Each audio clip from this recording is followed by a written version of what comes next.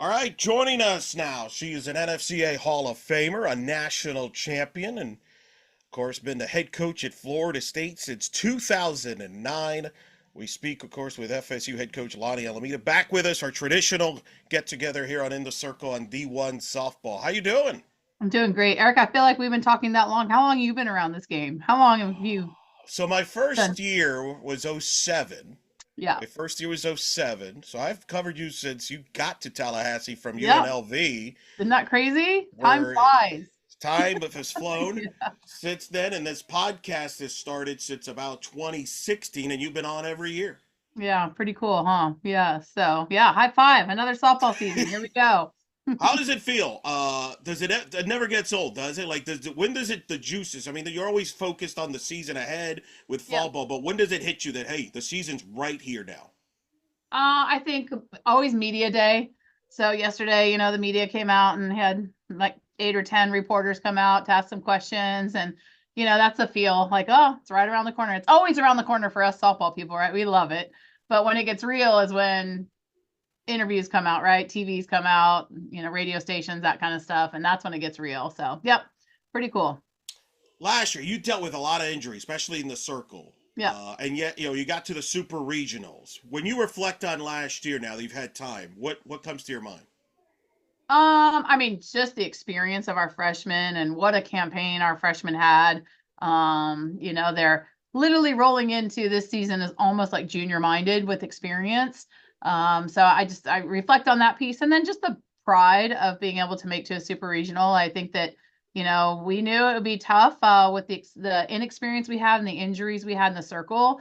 But man, our team just rallied around what we needed to do as a squad. And that was it's always fun to be a part of those seasons that you just don't know. And, you make it somewhere. And of course, you roll into Oklahoma again. And I feel like we faced OU over and over again in postseason. And, but, it was a really good experience for our freshmen to be in that environment. And, I felt like we had something special going on, but, they're a great team. And that was a really tough super regional. But now we take all that. That group is sophomores now, and they've just taken and run with the leadership right now. And we have 9 seniors and really experienced sophomore class. So just really excited about this season. I was going to ask you that those freshmen had to grow up fast last year because we were so young. What Yeah. have you seen from them here as they get ready for their sophomore season? Because that was a big contribution. They all contributed to last year especially when you had the injuries that you did. Yeah. Yeah. I think one, as a freshman, you don't know what's ahead of you. So you go through it, you get done with your freshman year, you go into that summer, and you're kind of like, whew, I was just on a ride. Like that was a ride. Like there's no high school season, no club season. There's just no other season like your first collegiate season. And you get done with that, and you're like, oh, okay, get some downtime. And then you get on a road to like, oh, I want to be better. And so, how can I be better? What is my nutrition like? What's my weight training like? What are the little edges that I can be better at coming back? And that's what I've seen in our returning, our sophomores is they got a taste of it. Now they want to be better. And so I think that's been the special piece because, we had a good upperclassmen group last year, a very experienced upperclassmen group and a good leadership group. And then now, this group has stepped up and ready to lead and ready to do things. And so when you have the 9 seniors that have been incredible this year with a sophomore class that gets it, it's been, you don't have to say things too many times because they're on it right away. Who are your leaders on this team, and what's their style of leadership? Is it by example? Is it vocal? Is it a mixture? I would say it's a mixture.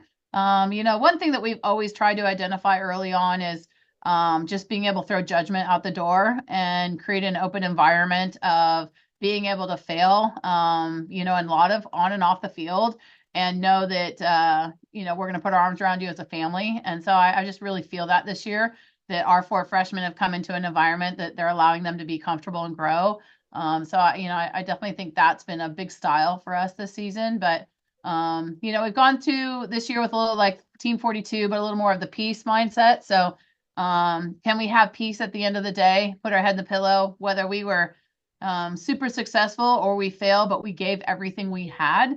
and then put her head in the pillow and hopefully wake up the next day and get after it again, right? Like that's the whole thing is like, can you get after you know, 10 toes down and what's in the moment right now? And they've absolutely lived that. They have absolutely lived that so far, and that's been fun to see. Well, let's talk pitching staff. You mentioned we had so many injuries. You had to kind of put it to get paste it together at times. Go by committee at times. There, Yep. not that you've gone to some of that to limit some innings, but you've had to be real creative last year. Let's just say with the Yep. staff. How's it looking this year? Hopefully healthy. But the result of that last year, the positive is some of the players, like I think of an Ashton Danley and others, got experience. Maybe more than expected as a result, and now you've got some of them back, and you got some new faces. Yeah, yeah. Yeah, Ashton, well, what a year she had. Like it was pretty incredible, some of the load that she took on. And you know, as a freshman emotionally and a lot of that could be really tough. So I think she's very grounded in family. Like she loves contributing to her team. And so sometimes as a pitcher, that's really hard because you want to do so much for your team. But yet being in the circle, you have to like almost be you know, I always say you got to be a bitch to pitch sometimes, right? Like go out there and just get after it. And so when you can, you know, your care meter goes really high, you wear a lot of those games. And we had to, you know, have a lot of conversations about how we're going to get better and not caring so much. We care, but can't care so much. So, so she grew a ton in that. Yeah, I'm super excited about her. I think Mimi was also another freshman that came in, big for us in many moments, and she's grown a ton as a person too. So those two as freshmen really got after it. We know what McKenna's Reed is capable of, still nursing, you know, her back. So I want to make sure that, you know, end goal, you want to win at the highest level, but I want these kids, you know, these kids to pick up their groceries in 20 years and pick up their kids in 20 years and not have back problems, you know. So trying to be very mindful of taking care of them in the proper way. And so McKenna's done an incredible job of getting herself stronger and making decisions that will help her as she goes through getting her back into a good spot to continue to pitch for us. And then the addition of Annabelle Widra and Julia has been incredible because they both come from very big experiences. Julia thrown a ton of innings up there, and Annabelle getting after pitching in Auburn, you know, in the SEC, but also playing positions too, and what she's doing here. So they bring experience in with us. And then you bring in Jazzy, you know. So I think Jazzy comes in as a freshman, and we've got the ability to allow her to grow as a freshman, but also put her in big moments. So she's going to be a fun one to watch for us. So I still think there's pitch by committee when you mix in there because we've always done that. A little bit of matchups, a little bit of growth. You know, like really trying to pick and choose your games throughout the season. You know, who do you need to go after? Like, you know, there comes for RPI games, like it gets kind of crazy. So you know, we got a lot of clubs in our golf bag right now, and to be able to pull them out at different times, it's going to be quite fun for us. Yeah, Mimi Gordon. I should have mentioned her. She was an unsung hero in that regional. I thought she Yeah. was fantastic and really an underrated MVP Yeah. for the innings she gave you in that regional and a really stacked regional with UCF and Auburn in that Yeah. regional. So that's a great point. And I feel the sympathy there from McKenna as somebody who has a back issue myself. The frustrating thing about that is backs are hard to predict. It's Yeah. not one of those injuries that you can, all right, in certain weeks you're good, you're clear. This just Yeah. comes and goes, right? And that's kind of frustrating from a coaching staff. But like you said, you got to have her best well-being, so you have to be patient with an injury like that. Yeah. Yeah. And it's not an overnight thing. Right. It takes time to build up strength and time to build up endurance. And we just got to be very mindful and have good communication with our strength staff, our training staff, you know, and our coaching staff. And, you know, she's been really good at adhering to all of them. So, yeah. With Annabella, she was a two-way player Yeah. at Auburn. Is that going to be something that is in play here? Will she be a two-way for you? Yeah. She's playing a little third, second, hitting, pitching. Yep. She's doing it all. And then from Julia, what do you see from her? What stood out to her? Obviously, she had success at Hofstra. Now it's coming into this. What have you seen from her and getting to know her? I mean, I just think that she's obviously a velocity kid. So, you know, like just skill sets. I mean, she's an uber competitor. But I think now getting to know her and spending some months with her, she's one of the sweetest people I've been around. And I'm trying to tap into that uber competitiveness. You know, it's hard sometimes as a senior to come in and be a freshman in a program, but play like a senior. And so we've been really working on our relationship and our connection on that side. So, But I mean, she's grown so much in understanding the game and how we like to pitch here. And you know, I've been so thankful for her and Annabelle both for their vulnerability in that side of it. It's hard to do sometimes. But she's going to give us, you know, quite a bit of innings this year that's going to be really good for this program. Offensively, you return a lot, certainly. And when I think by last year, I think of that left side of the infield with Beecham and Torres, and they were freshmen. They didn't play like freshmen. They were tremendous, getting a lot of praise now among the country. All these watch lists and top 100 rankings and best players in positions. What have you seen from those two now as they get ready for their sophomore seasons? Yeah. I mean, I think both of them try to get the edge, you know, how do I get a little bit better? You know, and also trying to understand that these accolades, these preseason, that all this stuff can come, but all that matters is like, can I be where I'm at right now and do what I need to do? And, you know, I think that goes just outside pressures and then just, you know, being able to be you and continue to grow and run your own race. So those are things that we've been talking about a lot because as you ask, other people ask too, you know, oh, Jay, you can have a better year than you had last year. Like, well, I don't know, but I'm going to still train like I trained before and still make adjustments and we'll just let the chips fall where they fall. And so I just think it's been a lot of those conversations. But yeah, I mean, they've been so engaging. It's been a lot of fun to be around them. They're enjoying the process. And it just really raises your 3 o'clock to 6 o'clock practice times when people are loving it and about it. Of course, you also have Michaela Enfield coming back, her as well. And I feel like she kind of went under the radar last year because a lot of the focus went on Beecham and Torres because people were getting to know them. Meanwhile, oh, by the way, Michaela Enfield, she's good too. Yeah. Yeah. Yeah. I mean, it does not work always for a catcher, you know. They're the steady eddies always back there just grinding it out. And you know, she's um been kind of our local kid, Sneeds, you know, it's Sneeds local for us, right? Like an hour down the road here. But you know, we redshirted her for a reason, and this is the reason. Because you know, she's just she's super smart at the game. She connects really well with the players. She wants the team to win, you know, more than herself, you know, and I do think that's always the mark of a catcher. They're just that position's just so selfless. And so she's worked really hard at her craft, but really hard at making sure that the pitching staff feels comfortable, you know, and do what she needs to do for the team to be successful. Yeah, and such a. I remember there was that moment in I think the Oklahoma Super Regional that went viral where she showed her leadership team to kind Yeah. of calm everybody down. And I don't think she gets enough credit for that. Everybody focuses on the bat, rightfully so, but I feel like nobody talks about the intangibles that she kind of brings to the table. Yeah. Yeah. Yeah. I think, you know, I mean, again, I don't know many people talk about catchers for those reasons because they're not privy to it. You know, I think you don't know when they're calming a pitcher down. You don't know what they're saying in those meetings. You know, you hear the announcers think they know what they're saying, but you don't know what they're saying. And but you know, the people that swing the bat and hit home runs and high numbers, the numbers are what people speak about. So that's what ended up getting the talk. But I think most catchers in general, Mick does a really good job of this, just good presence. She's got good connection with 6 different people. You know, every pitcher is different. She's got to block the ball, she's got to catch the ball, she's got to work with the umpires. Like there's a lot in that position that require of you that maybe a right fielder doesn't have to do. You know, it's interesting when you really break down that position and how much is required of it. And it's a daily grind, you know. I mean, I always tell catchers like no one understands your position because they don't play it and you shouldn't expect them to because they don't play it, you know? So sometimes when you're like, man, dog days and I'm so tired and it's all this gear and it's hot and da da da. And like, you know, everyone else is like, yeah, yeah, you know, like until they put the gear on and they take a few balls off his shin, but that's the position they chose and the pride they have in that position. And she absolutely loves it and is incredible at it. You lost some key pieces with graduation with Mudge, Harding, and Flaherty. They become household names.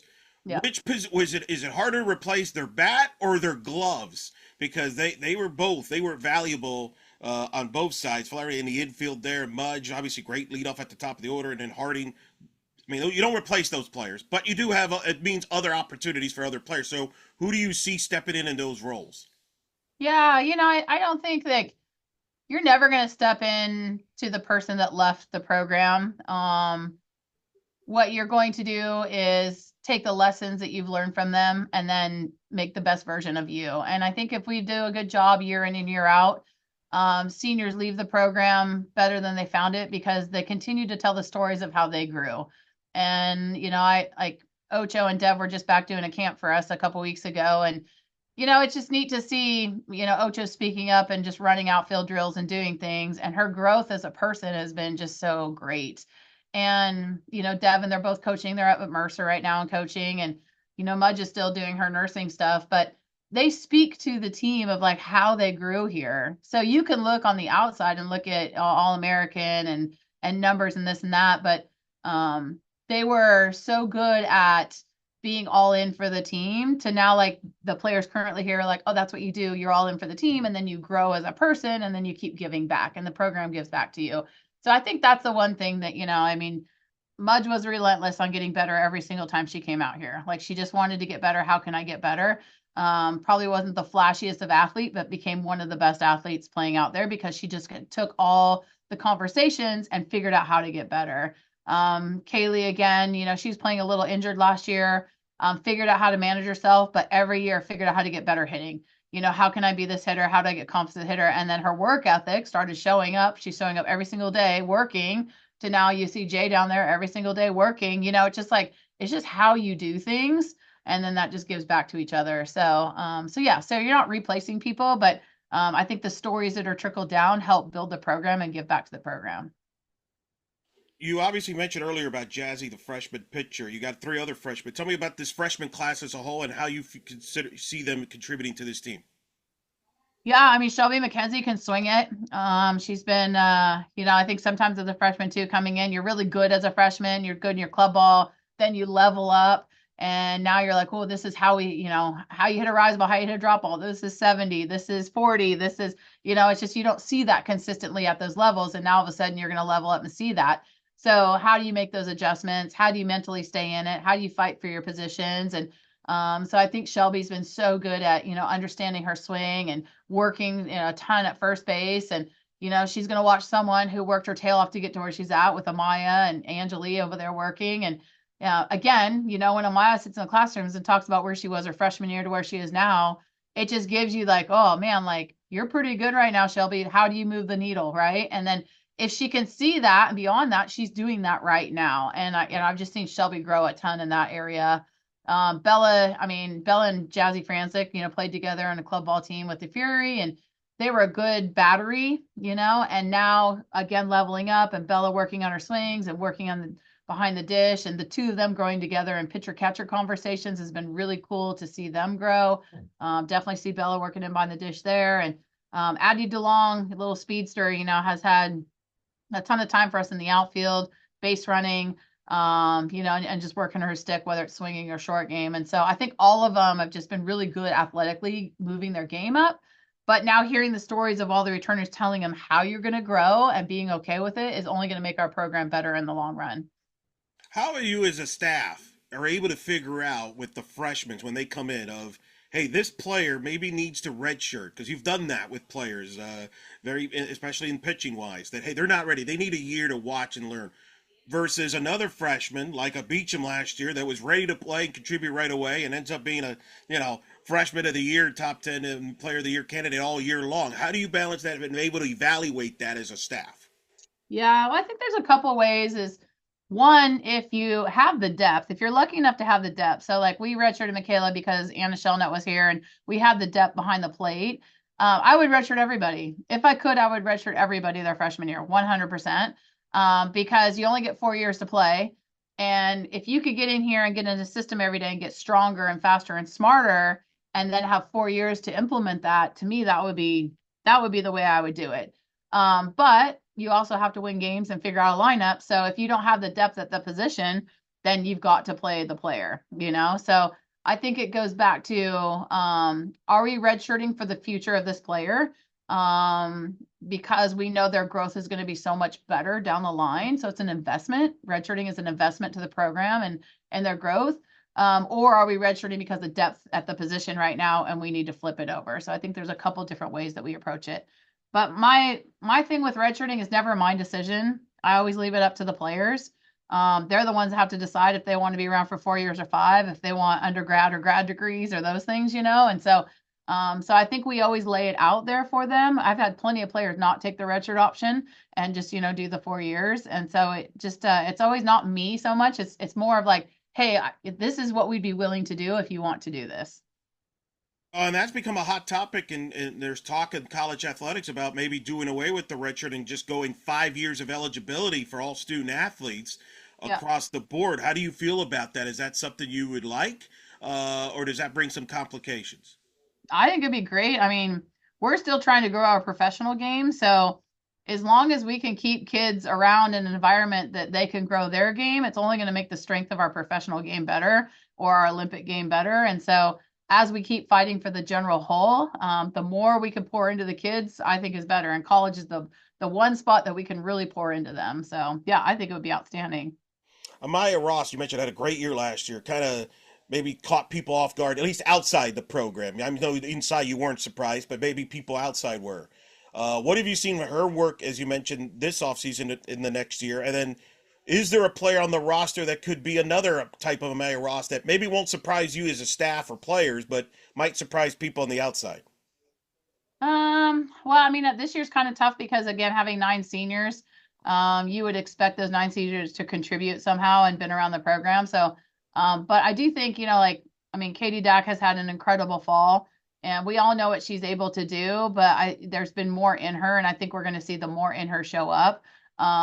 She's just in a really good spot as a hitter and a defensive player for us. And, I think Hal Waycaser again, like, she had injury and trying to figure out how to work through that, but she's been so consistent and present. And, it's cool to see players like have been players, but have taken their game to another level. And I'm really excited about the two of those guys getting after it.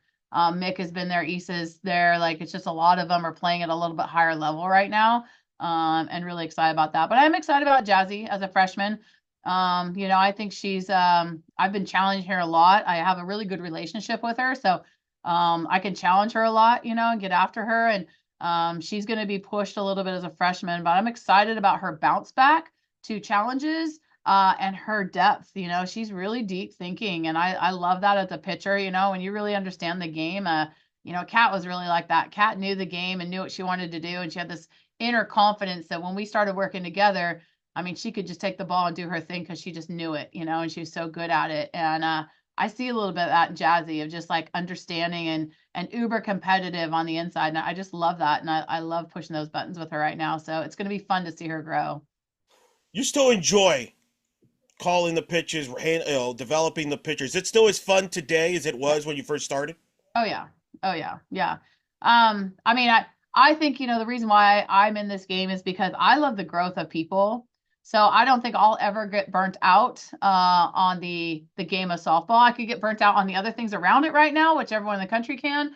But when it comes down to the kids and why I coach is because of the growth of who they become because of this game. So I absolutely love that 100%. How much has advanced analytics changed how you coach? Since it's come into the game more and more every now in the sport.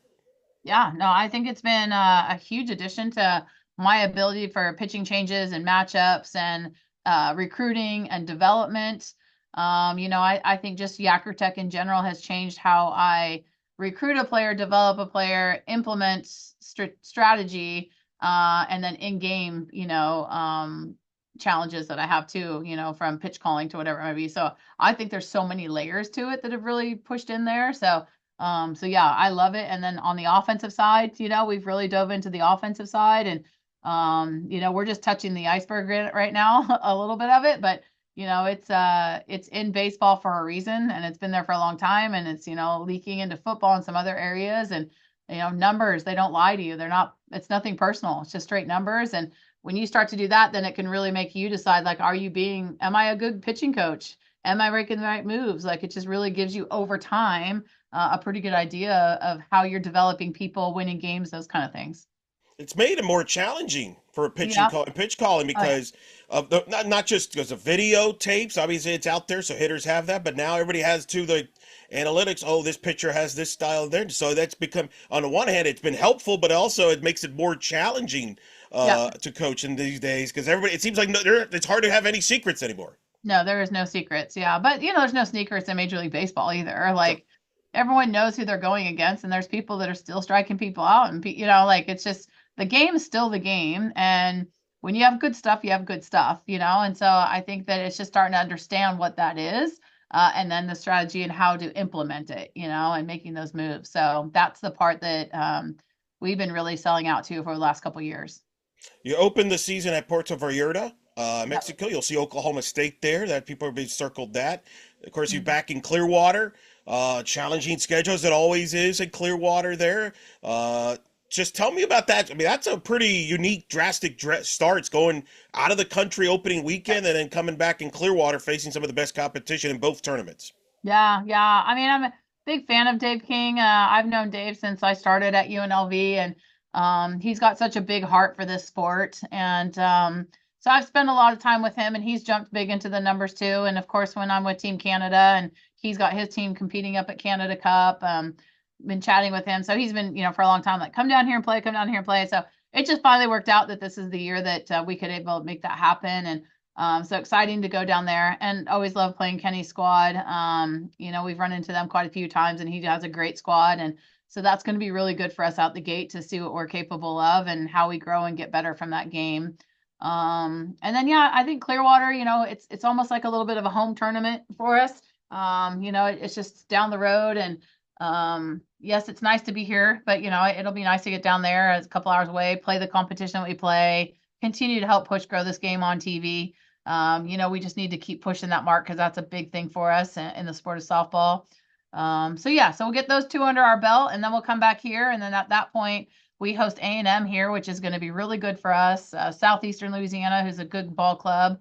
And then we roll into Gulf Coast and Mercer and those guys towards the end of the month. But man, by the time the end of February comes around, you can take a breath and be like, all right, we faced some legit pitching, some legit teams. We've been in very neutral sites that really push our abilities as a team to get over things that are out of our control. We'll be at home, and then we could really look into the month of March and what adjustments do we need to make, and then it doesn't really get easier for us schedule wise, I mean, going up to Tuscaloosa, and I think we're flying out twice to the West Coast to play. We're going to Oregon and Cal both. So, but at least we have the ability to get back here, figure out what adjustments we need to make, and then, get after another month of some good softball. That's impressive. Is A&M, is that one of those where you might have to return the favor down the road and go up to their tournament or something like that? A home and Yeah. home, or how did that come about? Yeah, I think most, I mean, we're in a pretty good SEC region. So, I mean, we try to get out of our region, our RPI games. So, we've reached out to teams that teams aren't shy of playing games that are tough, right? Like I think, I admire people that go out and play a tough schedule, or we're one of those people. We want to play tough schedules. And so, Oregon's always been like that. There's people that'll reach out, they'll come here, we'll go there.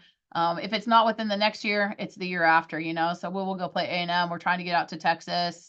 During COVID, we were supposed to get out there. Then they came here. So yeah, those are just conversations within, your people that but then, outside of this ring that usually, we get an SEC team here in regionals. So, you try to get outside your region a little bit to one, help your RPI. But two, there's a lot of teams that we end up playing in this area too. So that's a little bit of that, strategy wise. And oh, by the way, you got Florida in the midweek with a little Yeah. twist this year because now when that game happens, it'll be a matchup of two now back-to-back NFCA Hall of Fame coaches officially, with him getting inducted in December, Yeah. following you after you were Yeah. inducted last year. What's your reaction to him following you there? It's kind of funny in a way that you both go hand in hand in the Yeah. Hall of Fame back-to-back years. Yeah. Yeah. I don't know. It was just a cool experience. And, um, I wasn't able to go this year. I had knee surgery over the break, and I wasn't able to go. But you can obviously see, you hear it, but you follow social media. Just all the players that were able to impact as coaches, I think is so cool. And he obviously has a ton of players he's impacted there, and I think that's the thing is just I don't know, like in the beginning, I don't know. I hate the honor is not me. It's the game of softball and the opportunity. But then as you get into that celebration and you just get to celebrate all the relationships that you've had, and the gratitude for the game to put you in so many situations to be able to get to know people on certain levels. It's just really a neat experience. And so for anyone that gets that opportunity to go through that, it's really so soothing and satisfying, why you pick coaching as a profession. It's a really awesome sport. Well, the sport's fortunate to have you and Coach Walton there, and it's certainly in the state of Florida. It certainly has been pretty fun to see, and that'll be a fun matchup there. And then, of course, ACC. We've talked about this new look ACC with Cal and Stanford coming. Well, it's reality now. It's Yeah. here. What's it been like? Obviously, you got Coach Allister and Coach Spencer now in these coaches meetings, and now you have an idea on how the schedules are. What's been your thoughts here now as we got this new look ACC this year? Yeah. I mean, conferences in general, just crazy in general. I'm really excited. I mean, I coached Alistair when I was at Stanford coaching, and I'm just really proud of everything she's done in her coaching career, let alone now back at her alma mater.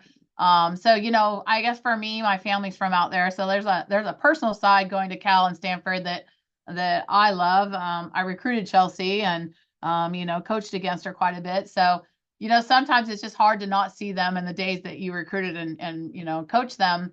But then you see how great they are and what they're doing. And, it's going to be a lot of fun playing at Cal and going out there and competing. It's going to be a cool experience for our players to go out there and see a little bit of the West Coast and a little bit of the Bay Area, out there. So just knowing the growth of those programs and where they came from, I think the history, and I'll be able to share that with our team. Again, we're all ambassadors of this game and trying to go this game, so just really excited for that.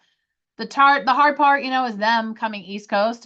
We have to go West once, but they have to come East Coast a couple times. So I'm not really sure how that's going to affect them too much. Again, want to fight for the growth in our sport in general. So is that something down the line? Like, is that fair? I don't know. We'll have to live it and see how that goes. As we figure out budgets and travel and then just the time it is on their bodies. Those schools are not easy, so missing classes is gonna be tough on those kids too. So it'll be interesting as we go through it, but two great additions, very competitive coaches. Chelsea's one of the most competitive coaches out there. Alistair's a quiet competitive coach, but also both think big picture of the game. So they're going to be a good addition to the ACC. From your standpoint, especially if you got to go out there, does that affect your non-conference scheduling at all? As far as maybe there's one less trip you have to do non-conference to offset that, or is there no impact at all? You believe in your scheduling? I mean, we're going to pick up a game with St. Mary's just to get us on West Coast time. So we're going to go out a little bit early, pick up a Wednesday game, and then play Friday, Saturday, Sunday.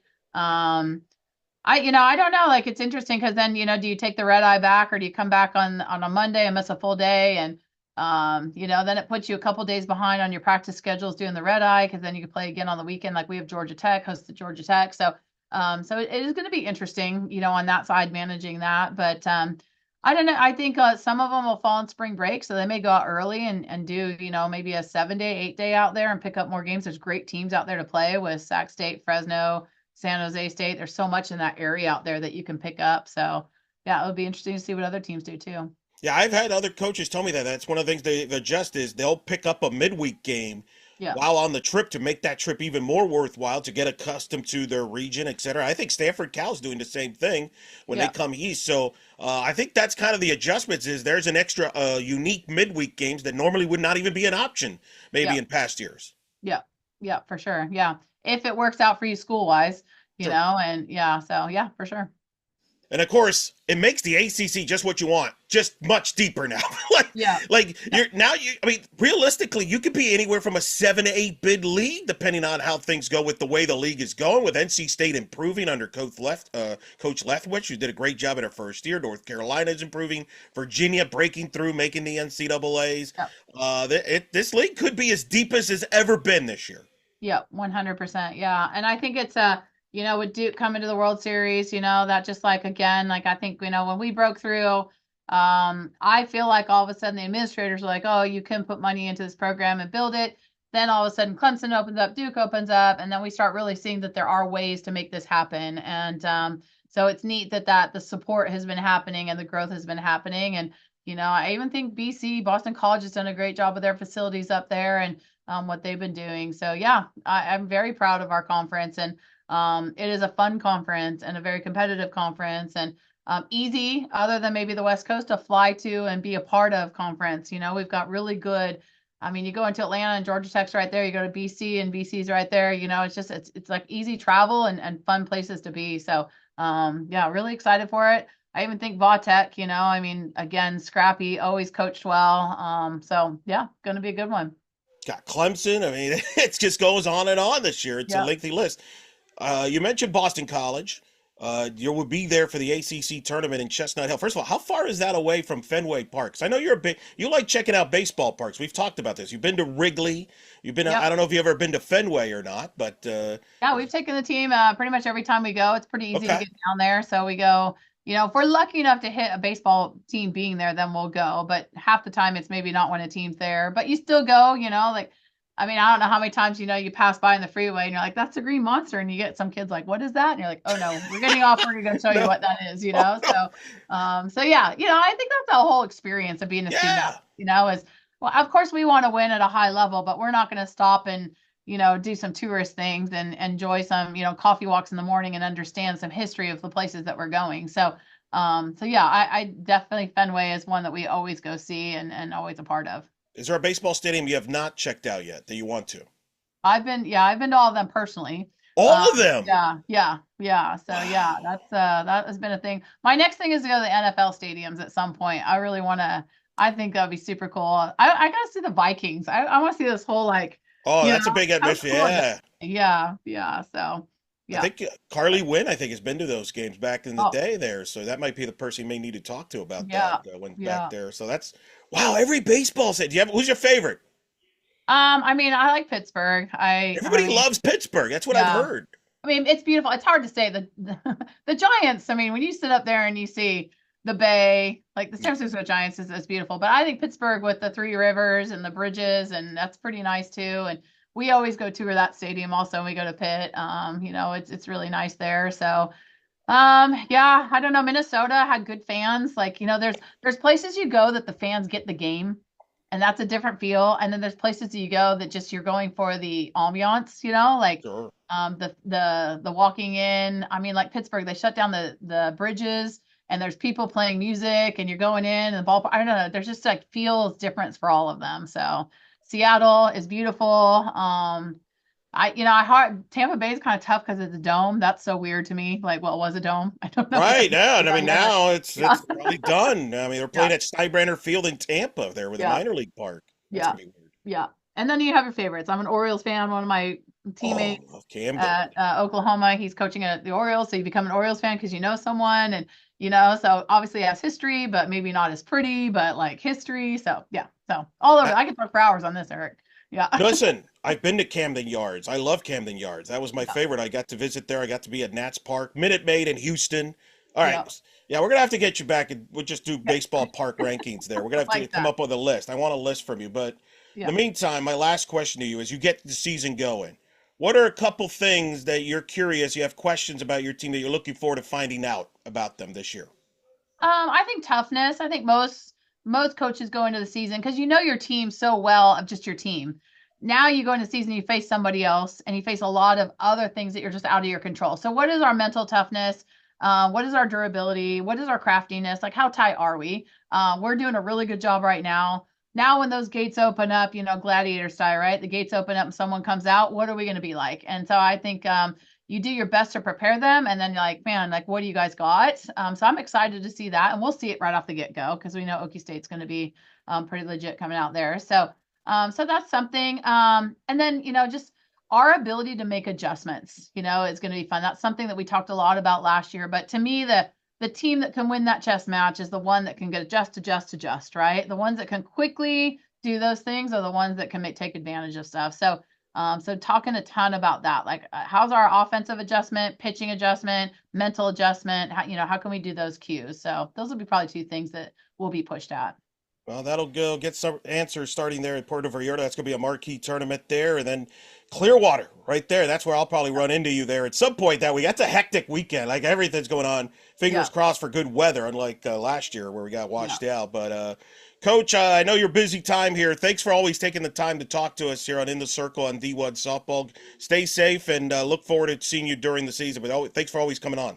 Well, thank you for being a big fan of the sport, Eric. You've grown this as much as anyone, so appreciate you. Look forward to seeing you and our Seminole AP at some point down the line. And yeah, we'll see you in Clearwater.